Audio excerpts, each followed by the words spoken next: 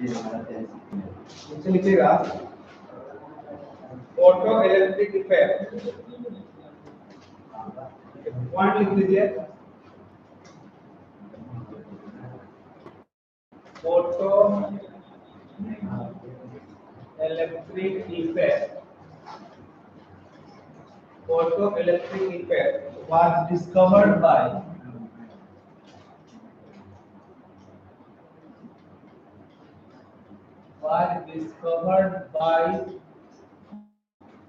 Hertz. Discovered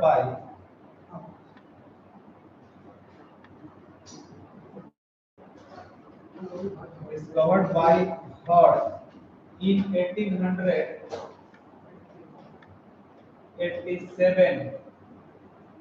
Was discovered by Hertz in 1887. फिर लिखिएगा photoelectric effect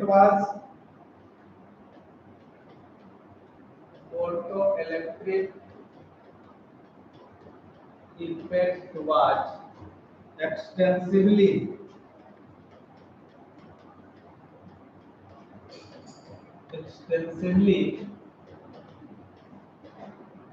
studied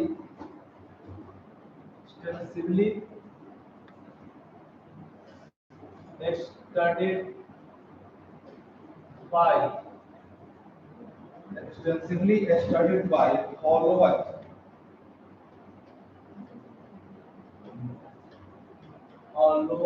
and his co-workers.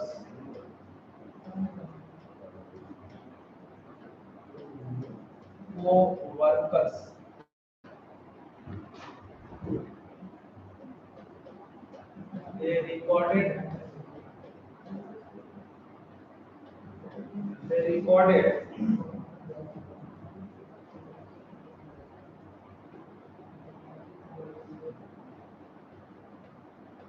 they recorded by they recorded the following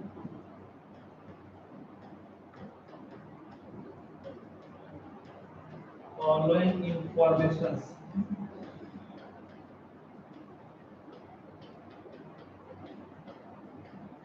Recorded the following informations.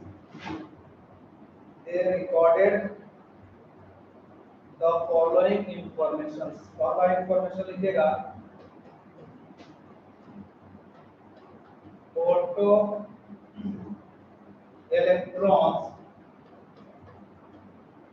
photo electrons are emitted. Photoelectrons are emitted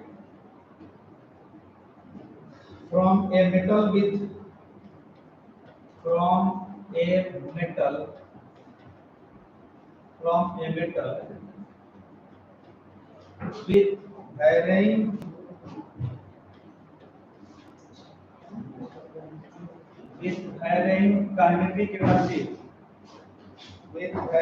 kinetic energy.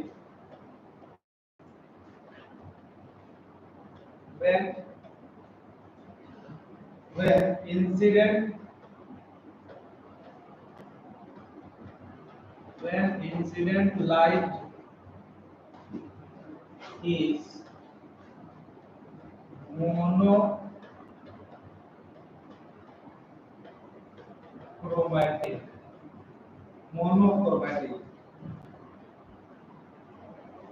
दूसरा point है it is found that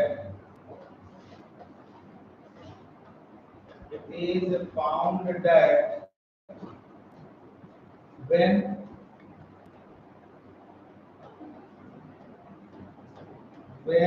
frequency of incident light is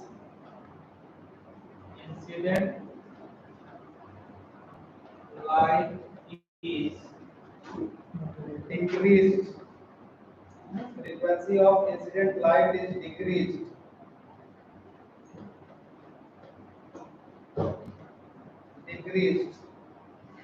The kinetic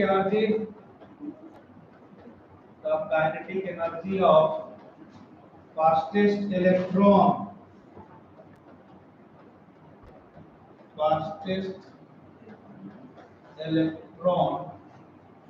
goes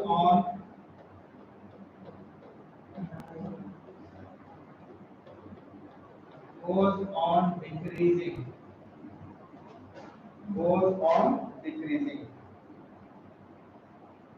Third point है, it is found that the frequency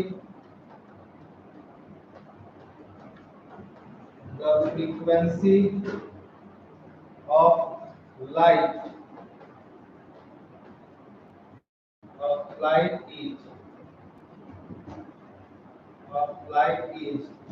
is smaller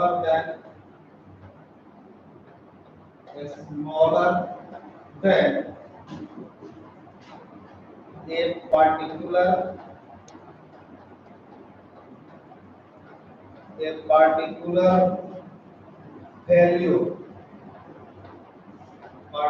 value nu naught.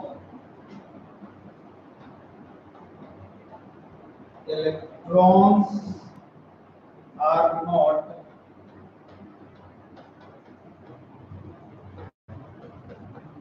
not emitted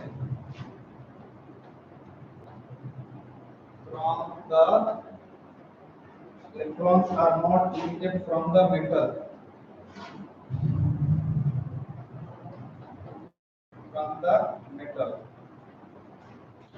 Nu naught is called threshold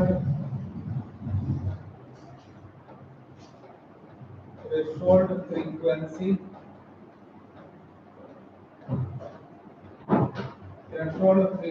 of the metal.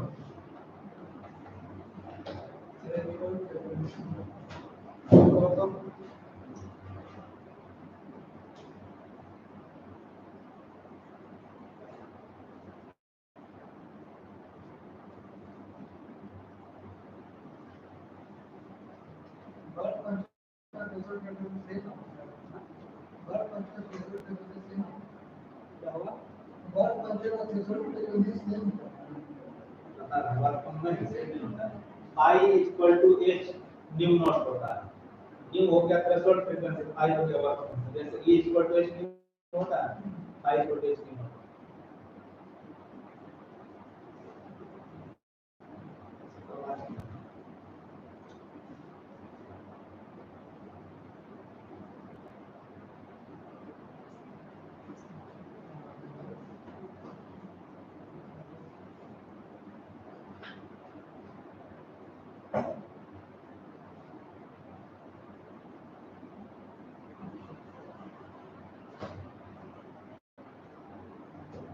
हो गया.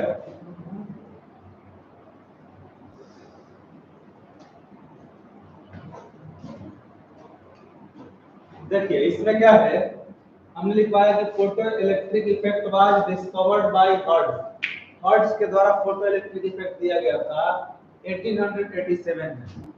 हम लोग Einstein photo electric equation बोलते हैं, लेकिन सबसे पहले फोटो इलेक्ट्रिक इफेक्ट के बारे में कौन बताए थे? हर्ट्ज. 1887 में ये बताया गया था. Photo electric effect was extensively studied by Hallwachs and his coworkers. ये दो वैज्ञानिक, मतलब ये एक वैज्ञानिक थे हॉलोवर, और जो इनके कोवर्कर्स थे, मतलब इनके साथ काम करने वाले, उन लोगों ने इसका बहुत विस्तार ढंग से स्टडी किया था, अध्ययन किया था. ठीक है. फोटो इलेक्ट्रिक इफेक्ट को दिया कौन? हर्ट्ज 1887 में. और इस फोटो इलेक्ट्रिक इफेक्ट को बहुत अच्छे से विस्तार से जानकारी हासिल कौन किया? हॉलोवर एंड हिज कोवर्कर्स. ठीक है. अब जब ये लोग फोटो इलेक्ट्रिक इफेक्ट का स्टडी कर रहे थे, तो इन लोगों ने निम्नलिखित इंफॉर्मेशन कलेक्ट किया. बहुत सारे इंफॉर्मेशन को वो लोग जुटाया उस स्टडी से. क्या क्या इंफॉर्मेशन था? तो तीन हम यहाँ लिखे हुए हैं. पहला है कि photo electrons are emitted from a metal with varying kinetic energy.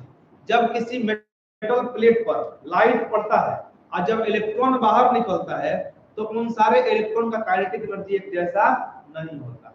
जैसे मान लीजिए कि ये एक मेटल प्लेट है और इस पर अगर लाइट फॉल कर रहा पड़ रहा है तो लाइट पड़ेगा तो यहाँ से इलेक्ट्रॉन का क्या होगा, इमिशन होगा।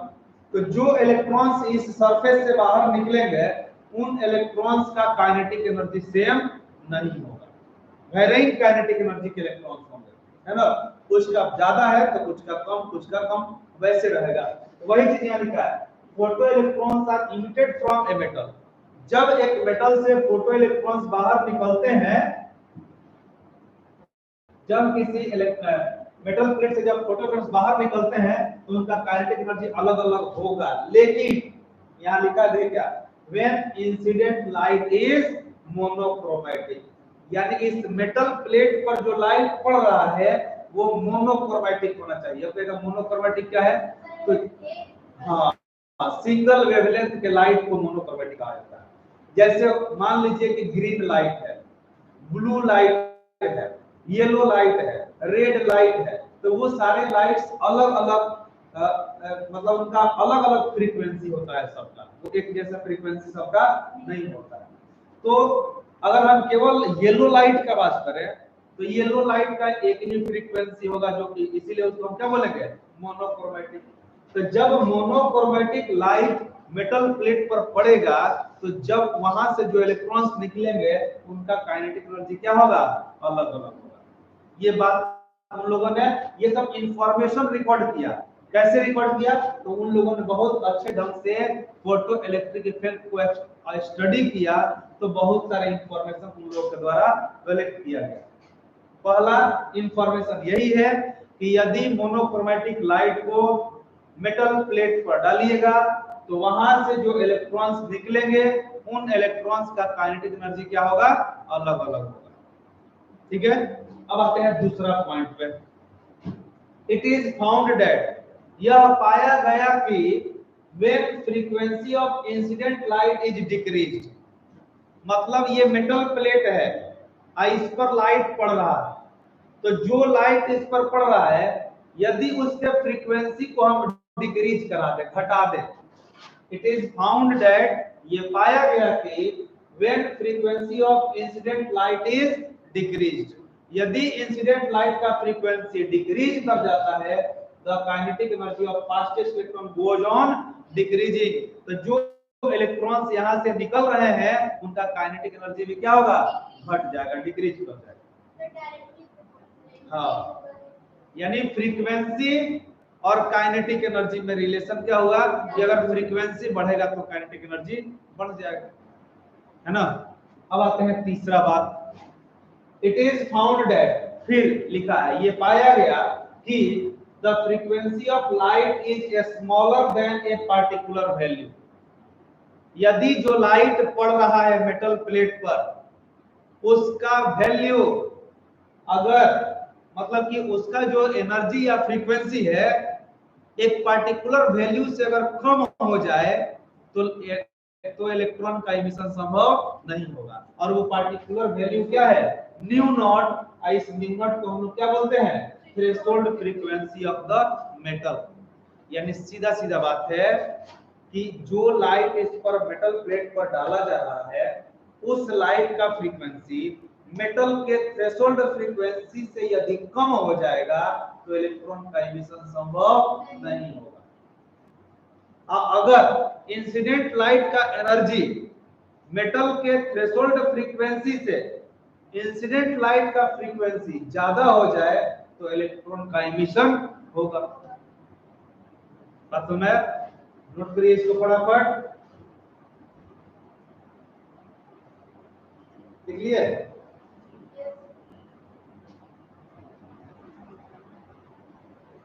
तो यहां से हम दो सिचुएशन, ये बात तो क्लियर हो गया, it is found that the frequency of light is smaller than a particular value nu naught, electrons are not emitted from the metal. Nu naught is called threshold frequency of the metal. Nu naught को हम क्या बोलेंगे, threshold frequency। तो यहां से दो case हम यहां एराइज करते हैं, दो केस यहां लिखते हैं। देखिए केस फर्स्ट क्या है, देखिएगा, case first, case first, first case क्या है? If nu less than nu naught. इसका क्या मतलब हुआ? Nu represents frequency of incident light और nu naught represents threshold frequency of metal. तो थ्रेशोल्ड फ्रीक्वेंसी बड़ा है और फ्रीक्वेंसी ऑफ इंसिडेंट लाइट छोटा है, इसका मतलब electron will not emitted from the metal. हम लिख सकते हैं electron will not emitted from the metal, यानी यहाँ से इलेक्ट्रॉन का इमिशन संभव नहीं। और सेकंड केस क्या है? इफ न्यू ग्रेटर हो गया किससे? न्यू नॉट से।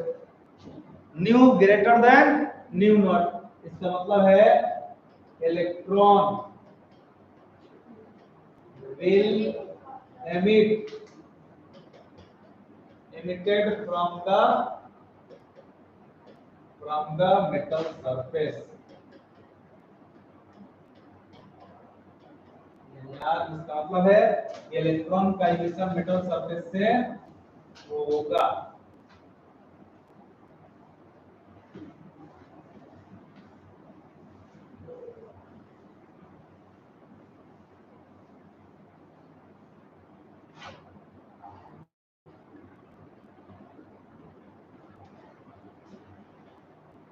और पॉइंट था 3 नंबर का, 4 नंबर लिखिएगा। It is found that if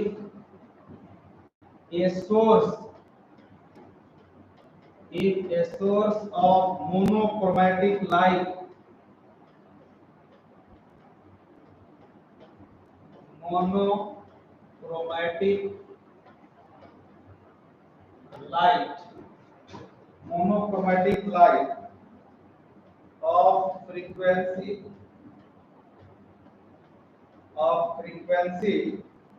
nu be moved away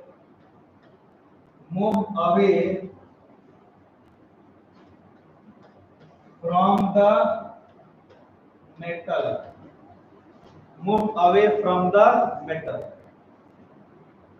then kinetic energy of fastest electrons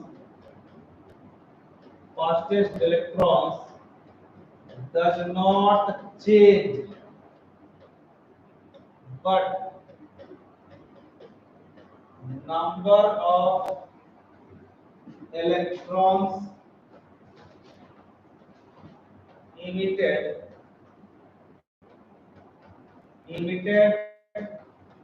per second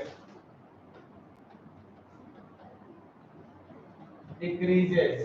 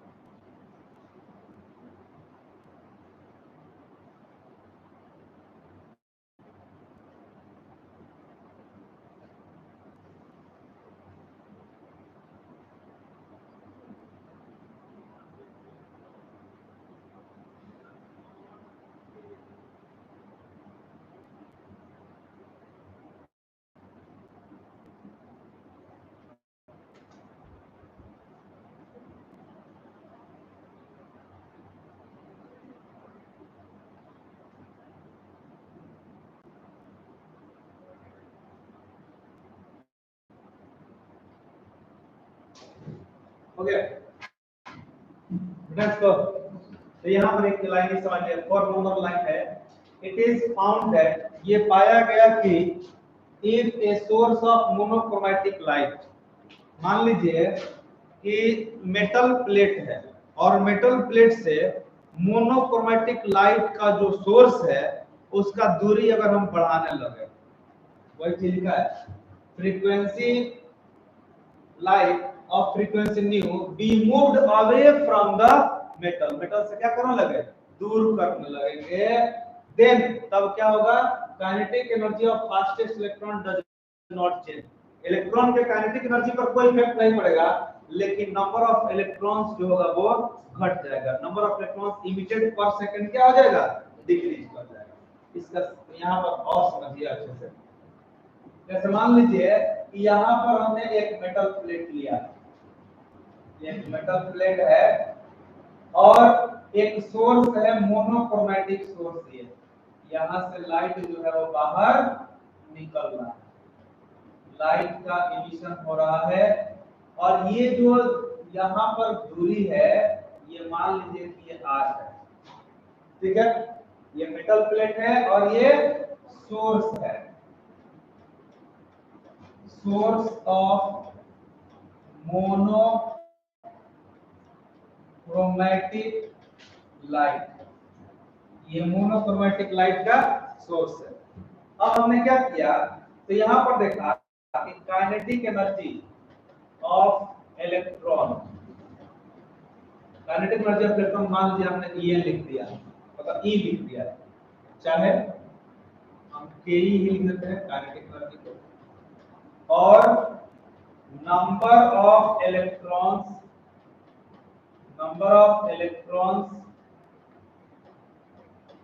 emitted पर सेकेंड,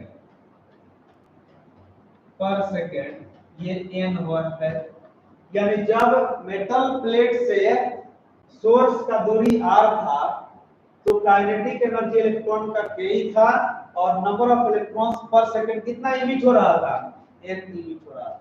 लेकिन अब देखिए क्या किया, मेटल प्लेट वही है सब कुछ, अब यहाँ पे हमने सोर्स का दूरी बढ़ा दिया, देखिए अब सोर्स हम यहाँ 2r डिस्टेंस पर कर दिए, ये इमिशन हो रहा है। अब हमने किया ये कि ये जो दूरी है कितना कर दिए, 2r, यानी बढ़ा दिए, जो हम लैंग्वेज में लिखवाए हैं वही चीज समझा रहे हैं। ये है सोर्स ऑफ मोनोक्रोमैटिक लाइट। तो जरा समझिएगा, जब 2r हो गया तब काइनेटिक एनर्जी ऑफ इलेक्ट्रॉन, इस पर कोई इफेक्ट नहीं पड़ा, ये जैसे था वैसे उतना ही रहा, लेकिन एक चीज घट गया, नंबर ऑफ इलेक्ट्रॉन्स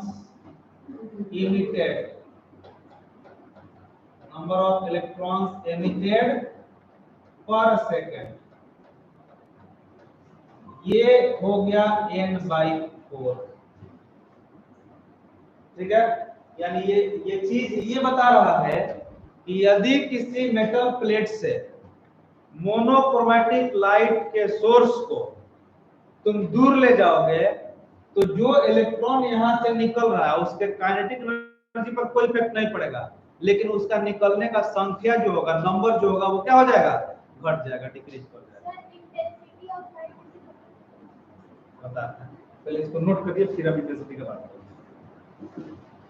उसके बारे में सब लिख पाएंगे, इंटेंसिटी के बारे में, फ्रीक्वेंसी कैसे वेरिएशन मोनोक्रोमैटिक लाइट को दूर करने से फ्रीक्वेंसी घटेगा नहीं। मोनोक्रोमैटिक लाइट, देखो लाइट जब तुम यहां से दूर ले जाओगे तो इसका इंटेंसिटी मतलब एनर्जी जो होगा, वेवलेंथ जो होगा वो तो कांस्टेंट रहेगा, तुम दूरी बढ़ा रहे हो तो इस पर अगर पड़ेगा तो वेवलेंथ सेम ही रहेगा, चाहे इतना नजदीक से पड़े चाहे दूर से पड़े, बात समझ रहे हैं हम क्या बोल रहे हैं, सेम फ्रीक्वेंसी है, तो इलेक्ट्रॉन जो निकलेगा उसका एनर्जी तो सेम रहेगा, लेकिन इसका दूरी बढ़ने से लाइट का इफेक्ट वहां पर कम होता जाएगा, तो इलेक्ट्रॉन का निकलने का संख्या क्या होगा, कम होता जाएगा, है ना। इसको बनाइए फिगर।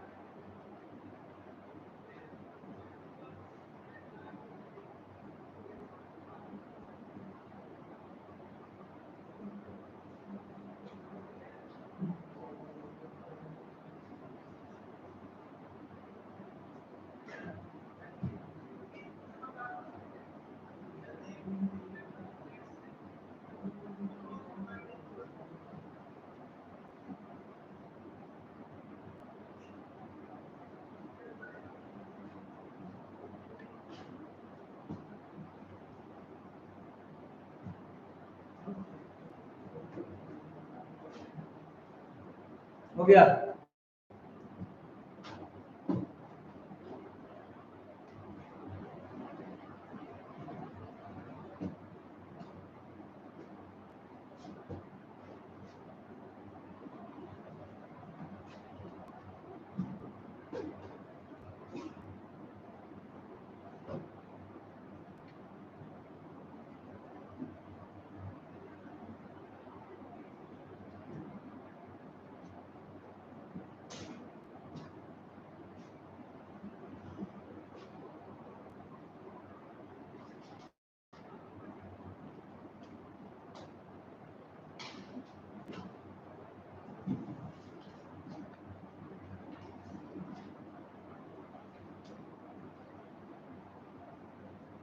तो ये चीज ध्यान रखना है, मेटल सरफेस से मोनोक्रोमेटिक लाइट के सोर्स को आप दूर ले जाओगे तो यहाँ से निकल रहे इलेक्ट्रॉन्स के काइनेटिक एनर्जी पर तो कोई इफेक्ट नहीं पड़ेगा, लेकिन उनके निकलने का संख्या जो होगा पर सेकंड क्या हो जाएगा, डिक्रीज कर जाएगा। ठीक है, तो ये चीज आएगा। अब एक लास्ट पॉइंट है बेटा, इसको अंतिम पॉइंट ये है,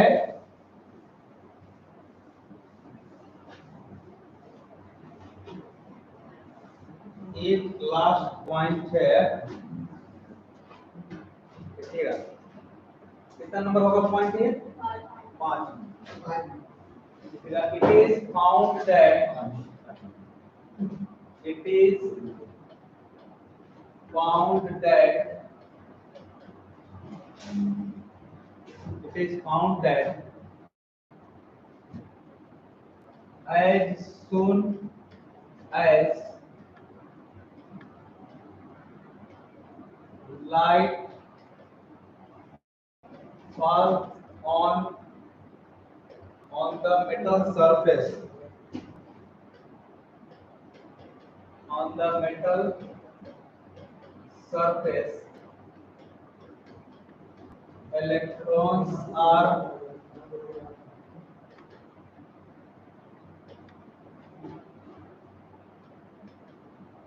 immediately emitted from the metal surface.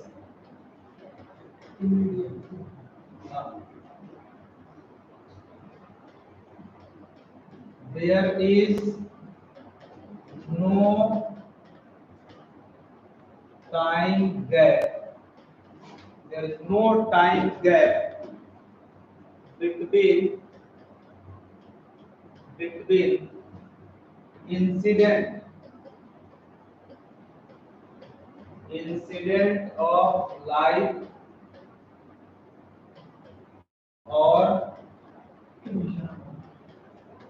emission of electron।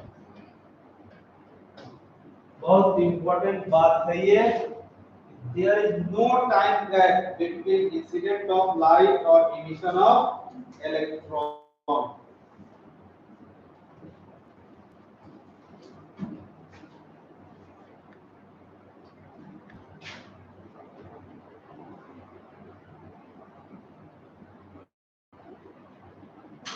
ठीक है,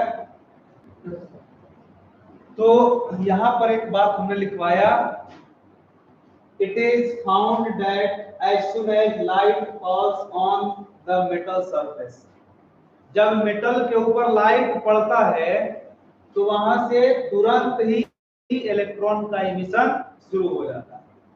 लाइट का पड़ना और इलेक्ट्रॉन के निकलने में कोई टाइम गैप नहीं होता है, यानी there no time gap between incident of light और इमिशन ऑफ इलेक्ट्रॉन। ऐसा नहीं है कि पहले लाइट पड़ेगा एक आध घंटा और उसके बाद इलेक्ट्रॉन का इमिशन होगा, ऐसा नहीं होता है। लाइट पड़ेगा और इलेक्ट्रॉन का इमिशन शुरू हो जाएगा। बात समझ आया? तो ये था आपका हॉलोवर्थ एंड हिज कोवर्कर्स। इन सारे इंफॉर्मेशन को ऑब्जर्व किए जब वो फोटो इलेक्ट्रिक इफेक्ट को विस्तार से अध्ययन कर रहे थे। ठीक है, हमने पिछले क्लास में ये बताया था कि फोटो इलेक्ट्रिक इफेक्ट या इलेक्ट्रॉन इमिशन क्या होता है। हमने वहां लिखवाया था कि जब लाइट और एनर्जी किसी मेटल प्लेट पर पड़ता है, लाइक सोडियम, पोटेशियम, सीजियम हमने लिखा था, तो वहां से इलेक्ट्रॉन का इमिशन होता है और उसी घटना को हम लोग, उसी फेनोमेनन को हम लोग फोटो इलेक्ट्रिक इफेक्ट या इलेक्ट्रॉन इमिशन बोलते हैं। और जो इलेक्ट्रॉन्स वहां से निकलते हैं उन इलेक्ट्रॉन्स को हम लोग क्या बोलते हैं? फोटो इलेक्ट्रॉन्स बोलते हैं। उनको हम लोग क्या बोलते हैं? फोटो इलेक्ट्रॉन्स बोलते हैं।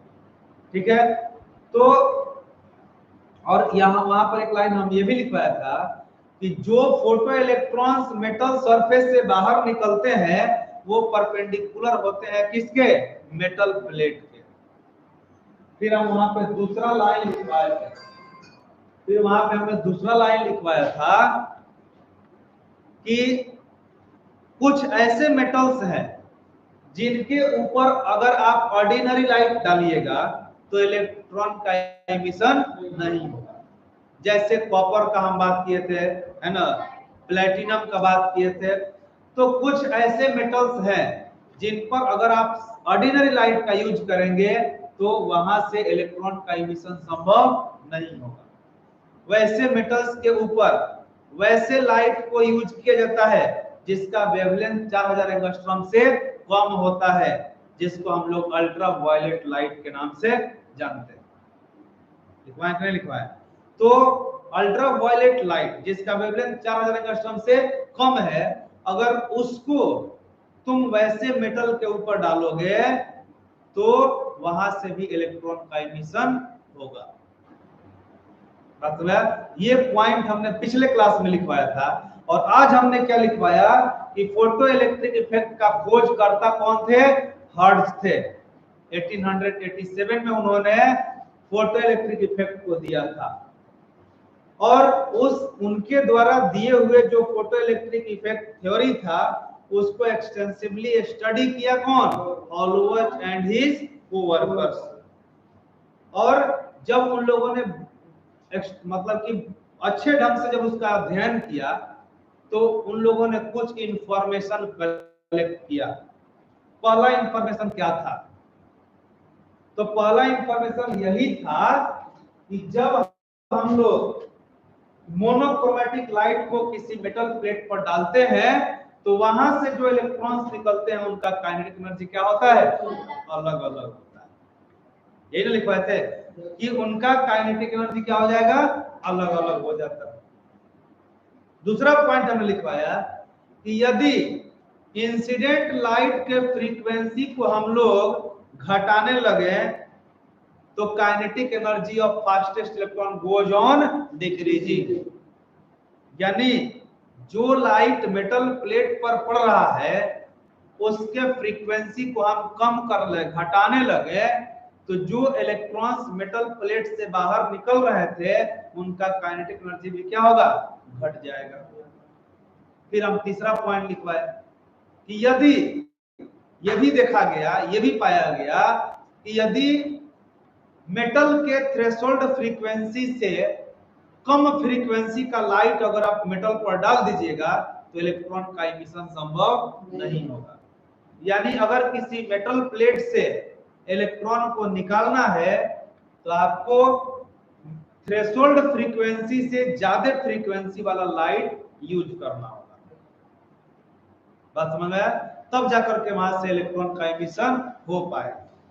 और फिर हमने लिखवाया था, चौथा नंबर पॉइंट लिखवाया था कि एक मोनोक्रोमेटिक सोर्स को मेटल प्लेट से जब तुम दूर ले जाओगे तो काइनेटिक एनर्जी इलेक्ट्रॉन का चेंज नहीं होगा। जो इलेक्ट्रॉन वहां से निकलेगा उसके काइनेटिक एनर्जी में कोई बदलाव नहीं होगा, लेकिन उनके निकलने का जो संख्या होगा, नंबर होगा, वो क्या हो जाएगा, डिक्रीज कर जाएगा, घट जाएगा। बात समझ में? और हमने पांचवा नंबर पॉइंट में क्या लिखा कि ऐसा कभी नहीं होगा कि लाइट के पड़ने के कुछ समय के बाद इलेक्ट्रॉन का इमिशन होगा, ये ऐसा नहीं होता है। लाइट का पड़ना और इलेक्ट्रॉन का निकलना दोनों साइमल्टेनियस एकदम साथ साथ है। वही चीज यहाँ लिखा है, it is found that as soon as light falls on the metal surface, जब मेटल सरफेस पर लाइट पड़ता है, electrons are immediately emitted from the metal surface. तो इलेक्ट्रॉन वहां से अचानक ही पड़ा, लाइट पड़ा और इलेक्ट्रॉन का इमिशन शुरू हो जाता है। यानी there is no time gap, कोई टाइम गैप नहीं होता है बिटवीन इंसिडेंट ऑफ लाइट और इमिशन ऑफ इलेक्ट्रॉन। यानी ऐसा कभी नहीं है कि लाइट पड़ेगा और कुछ समय के बाद इलेक्ट्रॉन निकलेगा, ऐसा नहीं होता है। लाइट पड़ेगा और तुरंत ही इलेक्ट्रॉन का इमिशन शुरू हो जाएगा, कोई टाइम गैप उसमें आपको नहीं दिखाई देगा।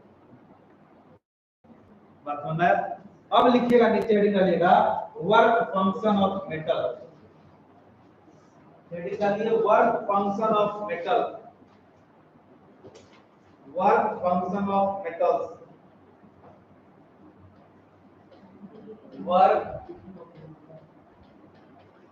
function of metals, work function of metals। इसमें लिखिए when we remove electron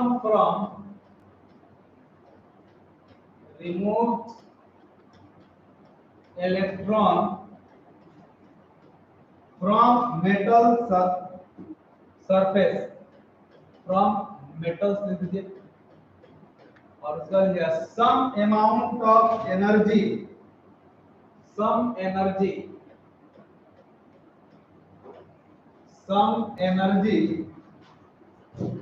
is spent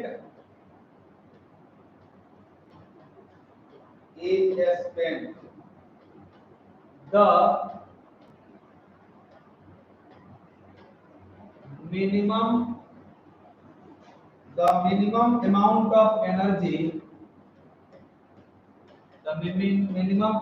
of energy, required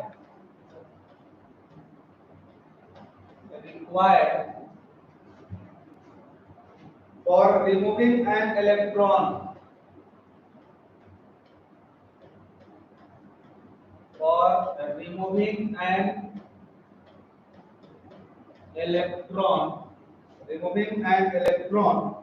from a metal,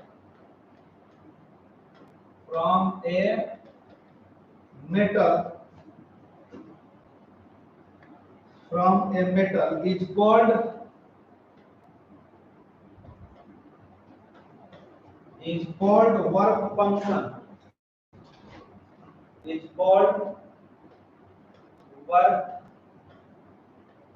function, It is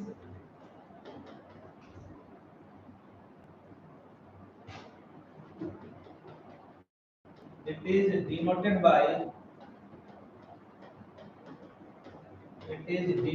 by phi, इसको phi से डिनोट किया था। और कुछ एक एग्जांपल है, इसको रखना नहीं है, वो क्वेश्चन में खुद ही दे देता है, लेकिन एक एग्जांपल लिख देते हैं यहाँ पे। जैसे सोडियम है, तो सोडियम का जो वर्क फंक्शन होगा वो कितना होगा, तो 2.75 इलेक्ट्रॉन वोल्ट होगा। जैसे पोटासियम, इसका वर्क फंक्शन 2.30 इलेक्ट्रॉन वोल्ट होता है। जैसे सीजियम है, सीजियम का पाई जो है वो 2.14 इलेक्ट्रॉन वोल्ट होता है। जैसे कैल्शियम है, तो इस जितने भी मेटल्स हैं उन सारे मेटल्स का जो पाई वैल्यू होता है वो क्या होता है जी, फिक्स होता है। जैसे मोलिब्डेनम है, इसका पाई है 4.17 इलेक्ट्रॉन वोल्ट। जैसे एल्यूमिनियम है, इसका पाई है 4.28 इलेक्ट्रॉन वोल्ट।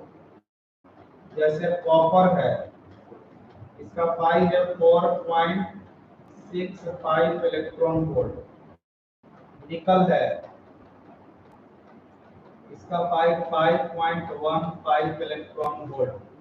और जैसे प्लेटिनम है, इसका पाई है 5.65 इलेक्ट्रॉन वोल्ट।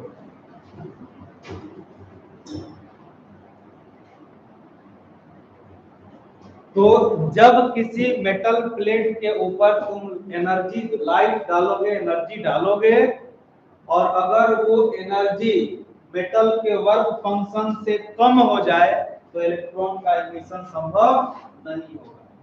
और अगर मेटल के वर्क फंक्शन से इंसिडेंट लाइट का एनर्जी ज्यादा होगा तो वहां पे इलेक्ट्रॉन का एमिशन हो जाएगा।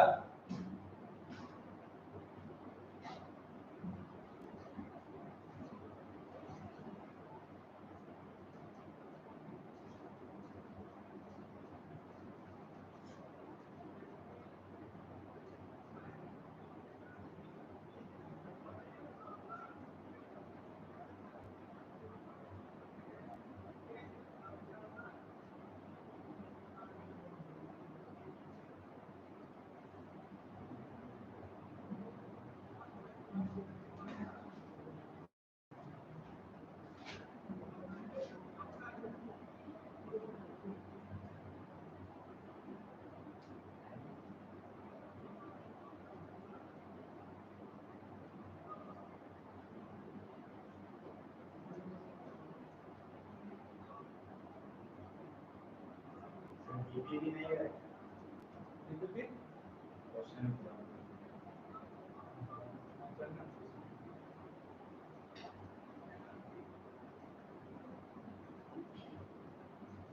इसलिए नीचे लीजिएगा एरो देकर के,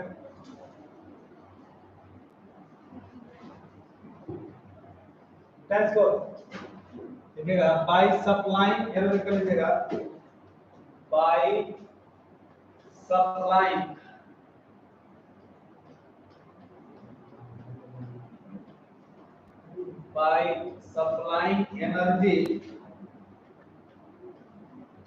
energy at least equal to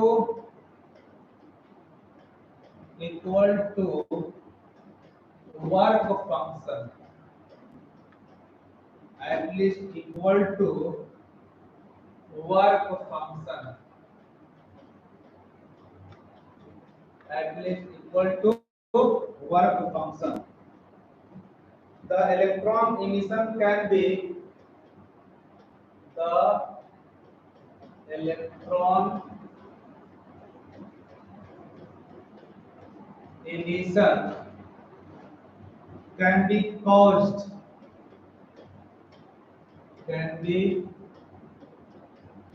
caused from the metal. caused from the metal surface. Metal surface. अब आपको रेटिंग डालना है।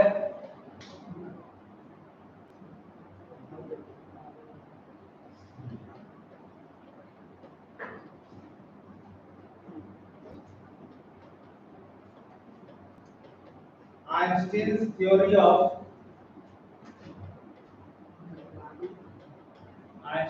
theory of particle nature of light.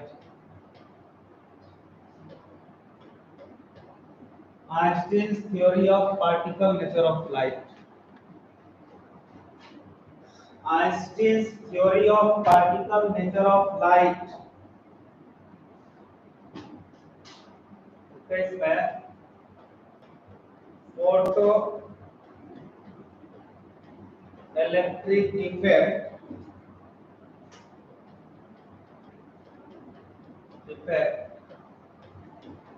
cannot be explained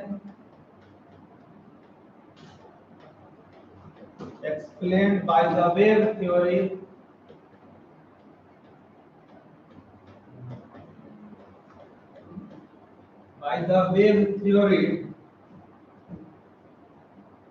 of light.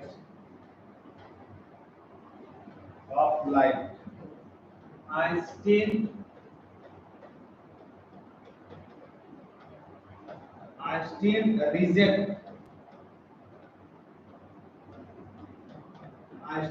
reject the wave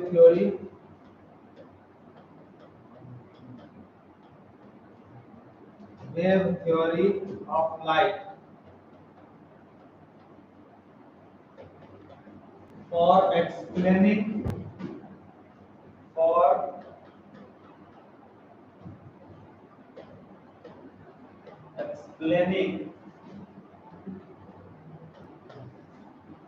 photo electric effect. Einstein जो थे वो इस theory को reject कर दिए, photo electric effect, and the following postulates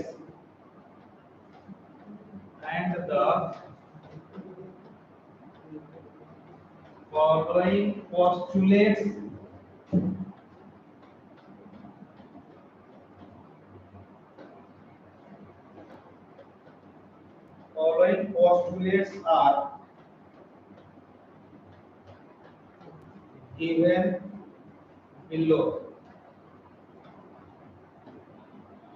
पहला पोस्टुलेट था light is emitted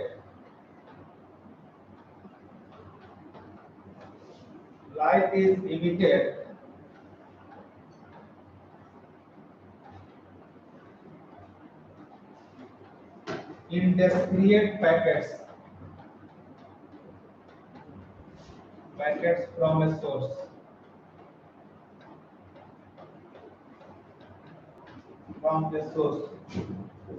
उन्होंने बोला था कि लाइट जो होता है जब सोर्स से निकलता है तो पैकेट के रूप में निकलता है। ये मान लीजिए सोर्स ऑफ लाइट है।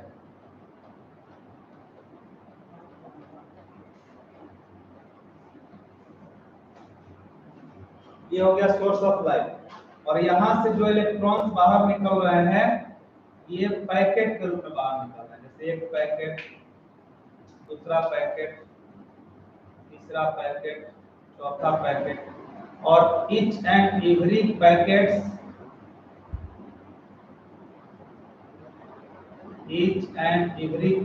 are called photon। और यही प्लैंक्स क्या बोले थे इसको? क्वांटा बोले थे ना। each and every packets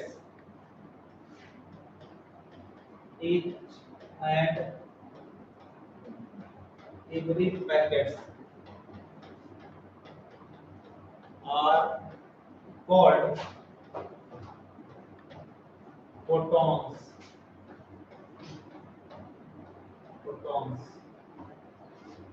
यानी लाइट जब इमिट होता है किसी सोर्स से, तो वो पैकेट के रूप में बाहर निकलता है। यही बात हम यहाँ लिखे हैं।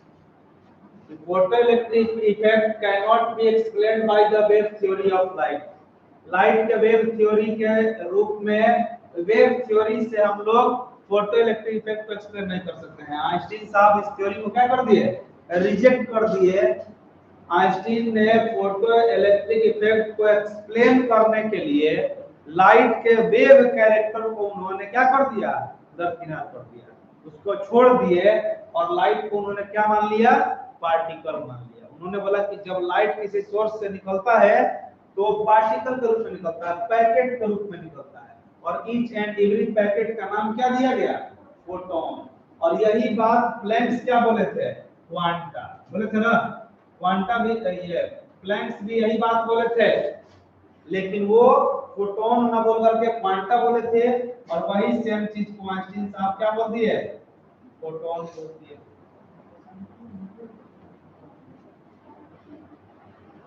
फिर इसको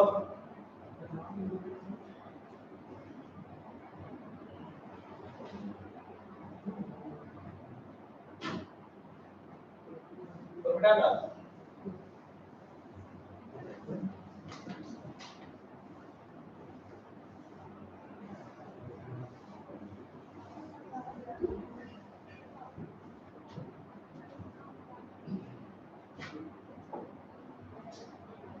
अब दूसरा पोस्टुलेट लिखिए। सेकंड नंबर बात इन्होंने बोला, दूसरा पॉइंट यहां पर लिखिएगा, या इसके पहले नीचे लिख लीजिए। According to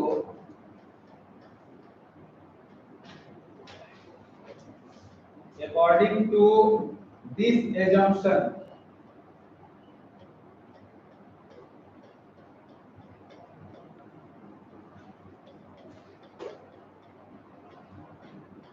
according to this assumption, light is not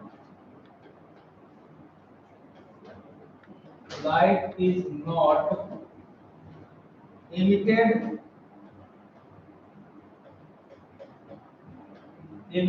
continuously,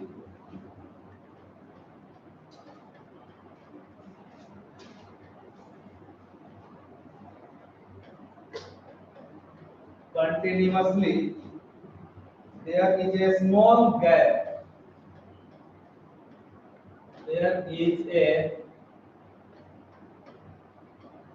a small gap, there is a small gap between emission of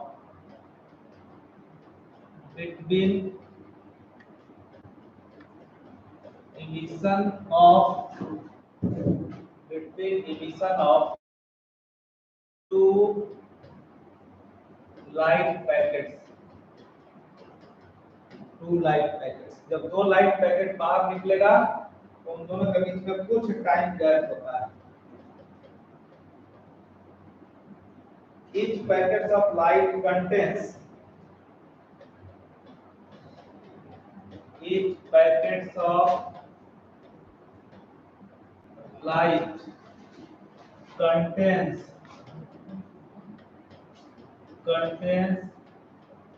energy h nu, where h is Planck's constant and nu is the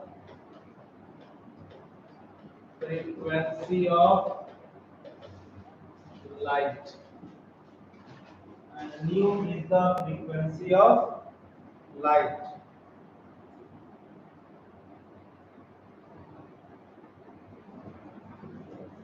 Each packet travels with a speed of 3 गुना 10 का power 8 metre पर second.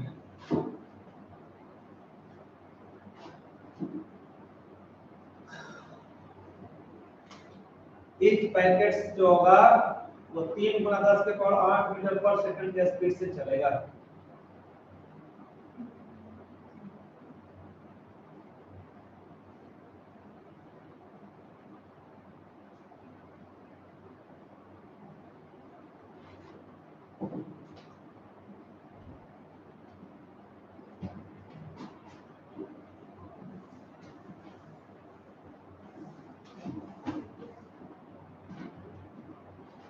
लिखते हैं from the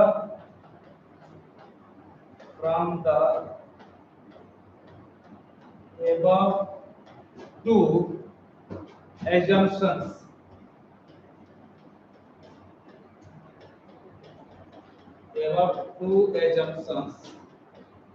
it is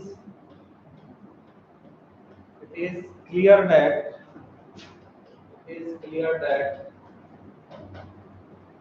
light behaves as particle. Light behaves as particle. So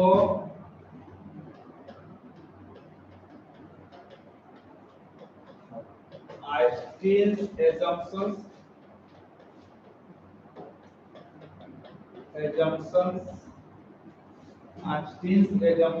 be correct. So Einstein's assumptions be correct. और इस प्रकार से Einstein के assumption को क्या मान लिया गया? सही मान लिया गया। यानी पूर्ण रूप से आइंस्टीन के थ्योरी को अब मान लिया गया कि आइंस्टीन साहब जो बोल रहे हैं वो सही बोल रहे हैं। और इन्हीं सब कारणों से, इन्हीं सब एजम्पशन के कारण से लाइट को क्या मान लिया गया था जी? पार्टिकल मान लिया गया था। लेकिन लाइट रियल में पार्टिकल होता नहीं है। लाइट जो है एक वेव होता है और इस प्रकार से बाद में इनका थ्योरी जो है वो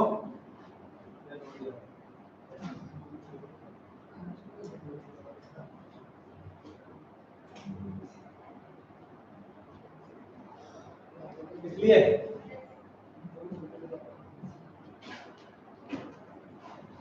यहाँ पर वही चीज लिखा है, according to this assumption light is not emitted continuously. यानी आइंस्टीन साहब का जो एजम्पशन उन्होंने दिया, इसीलिए मान लिया गया कि लाइट जो है वो सोर्स से कंटिन्यूअसली इमिट नहीं होता है। There is a small gap, मतलब यहाँ पर स्मॉल गैप दिखाई देता है between emission of two light packets. यानी जब दो लाइट पैकेट, एक लाइट पैकेट निकला और उसके कुछ समय के बाद दूसरा लाइट पैकेट निकलेगा, मतलब लगातार वेव के जैसा नहीं निकलता है, ये बात बोला गया। फिर लिखा ईच पैकेट्स ऑफ लाइट, और प्रत्येक लाइट के पैकेट्स को उन्होंने बोला कि वो एनर्जी कितना कंटेन करेगा, तो h न्यू एनर्जी कंटेन करेगा। जहां पर h क्या है? प्लैंक्स कांस्टेंट है। h is Planck's constant and nu is the frequency of light. Each packet travels with the speed of 3 metre per 8 metre पर सेकंड। जो प्रत्येक पैकेट होगा लाइट का, वो किस स्पीड से मूव करेगा? 3 × 10⁸ मीटर पर सेकंड से। तो हमने लिखा है from the above two assumption, पहला और दूसरा एजम्पशन को ध्यान में रखते हुए ये क्लियर हो गया, इट इज क्लियर दैट, ये क्लियर हो गया कि light behaves as a particle. Light जो होता है वो कैसा बिहेवियर शो करता है? पार्टिकल के जैसा। और इस प्रकार से आइंस्टीन के थ्योरी को क्या मान लिया गया? सही मान लिया। ठीक ना? तो अब उन्होंने क्या किया? एक फार्मूला दिया। उन्होंने बोला कि लाइट अगर पार्टिकल है तो उसके पास एनर्जी होगा, मास होगा। देख लीजिए, लाइट अगर पार्टिकल है तो उसके पास मास होगा ना। मतलब उन्होंने फॉर्मूला दिया आइंस्टीन साहब ने, E = mc², और ये आइंस्टाइन फॉर्मूला है। आइंस्टीन फॉर्मूला, आइंस्टीन इक्वेशन, ये आइंस्टीन साहब का इक्वेशन है कि लाइट अगर पार्टिकल है तो उसका मास m होगा, और उसका स्पीड कितना हो जाएगा c। तो E equal to mc square का फॉर्मूला दिया हुआ ये पूरे पार्टिकल्स का या सिर्फ फोटॉन फोटॉन्स का, एक फोटॉन्स का। और यही बात कौन बोला, प्लैंक्स बोले h न्यू, बोले थे ना E equal to h nu, ये प्लैंक्स का इक्वेशन, ये हो गया प्लैंक्स इक्वेशन। एक फोटॉन का बात किया जा रहा है यहाँ, प्लैंक्स का ये इक्वेशन। अब इन दोनों को अगर हम कर दें from equation 1 and 2 we get, तो हम लोग को क्या प्राप्त होगा, तो ये हो जाएगा mc square equal to h nu हो जाएगा, mc square equal to h nu हो जाएगा। और इसलिए m equal to h nu by c square. और आपको पता है कि न्यू इक्वल टू क्या होता है, c बाई लैम्डा होता है। यहाँ अगर आप रख देंगे nu equal to c by lambda, तो देखिए तो m equal to h c by c square into lambda हो जाएगा, कितना हो जाएगा। अब एक c से एक c क्या हो जाएगा, कट जाएगा। देखिए तो ये क्या आ गया, h by c into lambda हो गया। लैम्डा को इधर लाइए, m को इधर ले जाइए, तो इसलिए lambda equal to h by m c. और आपको पता है कि p इक्वल टू एम भी, चाहे हम लोग क्या लिखते हैं, एम सी लिखते हैं। p क्या है, तो मोमेंटम है, यानी lambda equal to h by p भी होता है। अगर p पूछ दे तो हम लोग क्या लिख सकते हैं, h बाई लैम्डा। ये इक्वेशन उन्होंने ला करके दिया। p क्या है, मोमेंटम है, लिनियर मोमेंटम, तो मास इनटू वेलोसिटी, तो m इनटू c क्या है, c is the speed of velocity, light है, तो m इनटू c हो गया लाइट का मोमेंटम, ठीक ना। और देखिए हम यहां से ये डिस्क्राइब कर दिए, सर h का वैल्यू 6 पॉइंट ये होता है h इक्वल टू 6.626 into 10 का पावर माइनस 34 जूल सेकंड, ये वैल्यू होता है h का, 34 जूल सेकंड, ये वैल्यू होगा h का।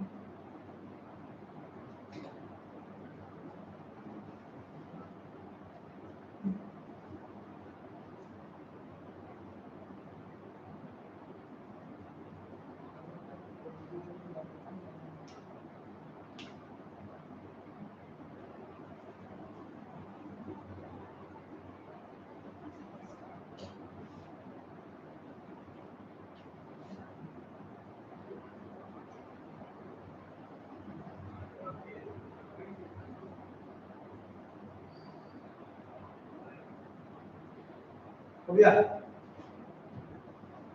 अब इसको लिख लीजिएगा, ये जो मास है ना, इसको हम बोलते हैं रिलेटिविस्टिक मास।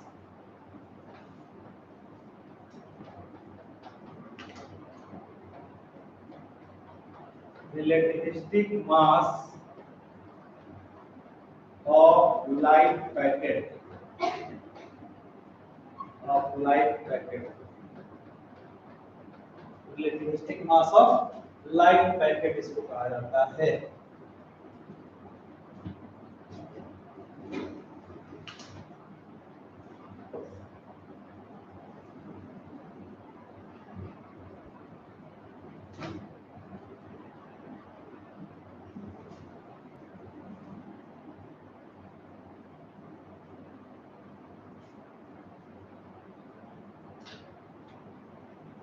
तो lambda equal to h by p, चाहे p equal to h by lambda, इस सबको क्वेश्चन आता है।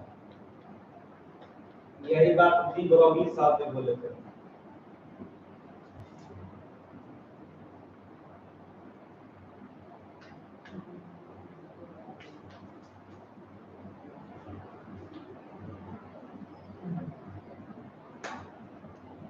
जल्दी जल्दी, ये बेटा ऊपर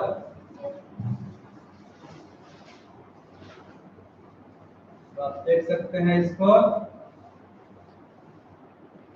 लिखते हैं rest mass of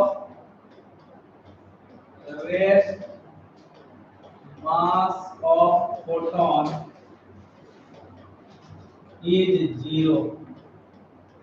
rest mass of photon is zero. Photon का रेस्ट मास क्या होता है? जीरो होता है। ये कैसे होता है रेस्ट मास फोटोन का जीरो?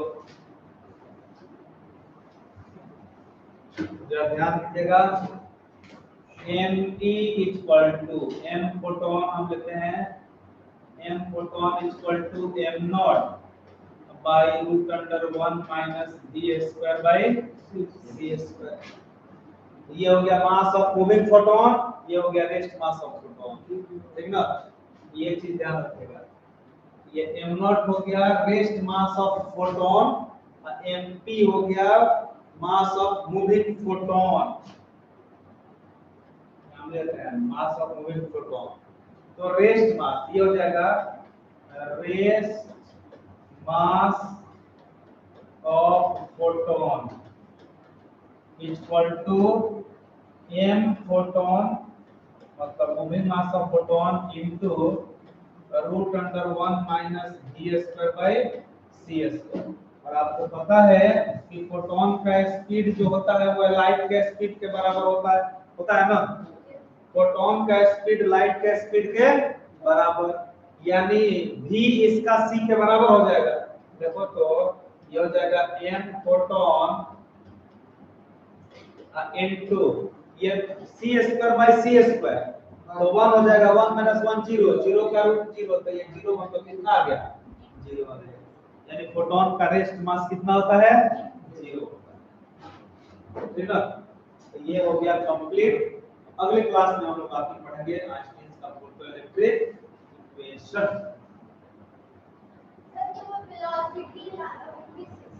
ये स्पीड फोटोन का माना गया, लेकिन फोटोन का स्पीड तो लाइट के स्पीड के बराबर होता है, तो यहाँ पर v की जगह पर c ही लिख दिया, तो c क्या हो जाएगा? ठीक है?